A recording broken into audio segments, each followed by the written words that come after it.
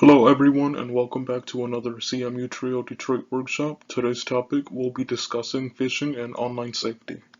What we hope to accomplish in today's workshop is helping students and their families identify various ways of phishing and also help to fight it off. Now, this type of phishing is not the one that you go for sport on the lake and catch fish, but this one is referring to a cyber method that people use to attack, and it is a common method used by hackers. Their goal is to gain your personal information, and this can be through either emails or websites. And now we're going to reel you into our icebreaker activity. So if you can get with your student get with your loved one, and take a minute to discuss with your student their thoughts on what personal information, the details of that, what should not be shared online. You can grab a pen, pencil, paper, take a minute to discuss this and jot down your responses. Save those for later so you can let us know on our evaluation, okay? And what are the characteristics to help me identify phishing?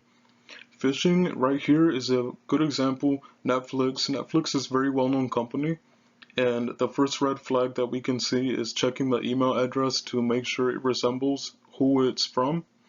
In this instance, it does show that Netflix is not the email address. It is not correct. They also do not have any contact information below.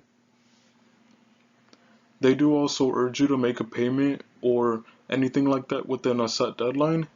In the first paragraph, we have that you need to make these changes in 24 to 48 hours. And on the bottom, they have update payment, which is a redirect URL. This can be used to receive your information, gather any info that is very important or sensitive. This can be passwords or account info to credit cards or anything like that. And also, we do have, in instances, emails do have attachments that you need to download something, but they can usually give you malware, which is a virus for your computer. And to help you fight phishing, we can recommend that you check spelling and URLs and emails to see if it's accurate.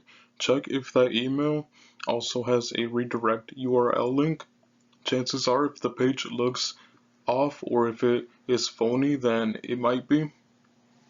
You want to also contact the main source in a separate email instead of just hitting reply.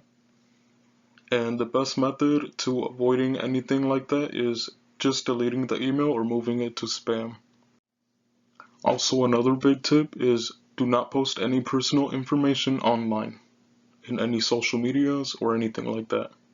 We hope that everyone gathered some knowledge from this presentation. We always appreciate it too if you can also let us know how we did by giving us feedback. Stay safe, Trio families, and until next time, see you next week. Bye.